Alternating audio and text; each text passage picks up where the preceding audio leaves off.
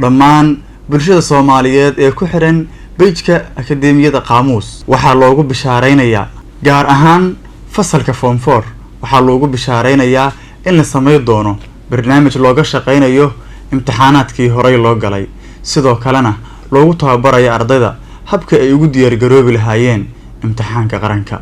tababarkan waxaa sameynaya macallimiin aqoon durugsan u leh waxbaridda kuna soo jiray muddo fog fadlan si aad uga mid noqoto guulaystayaasha imtixaanka qaranka u diyaar garow tababarkan oo isha ku haa page-ka Akadeemiyada Qaamuus mahadsanid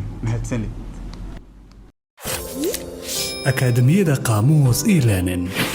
fogaan wax ka dhigasho ku fududeynaysa inaad wax walba aad danaynayso aad barato adigoo gurigaaga jooga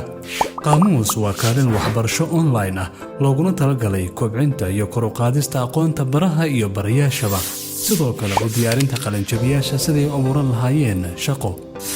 waxaana Qaamuus oo kugu gaarsiinaya tubtaas casharo iyo tababaro ay bixinayaan barofeesaro iyo macallimiin khubaro ah kana kala socda dalal kala duwan Qaamuus waxa kale oo ka shaqeeya la talinta hagida iyo hababka ugu habboon ee qofka ku gaari karo hankiisa iyo hiigsigiisa ku dooro kaalin fogaan dhigadka Qaamuus koorsooyin dhammaystiran barayaal khibrad u leh maadooyinka ay dhigayaan koorsooyin dibloma shahaadooyin rasmi ah oo caalami ah Qaamuus u doono koorsooyin takhasus walba leh la tali lana tasho Akadeemiyada Qaamuus e-learning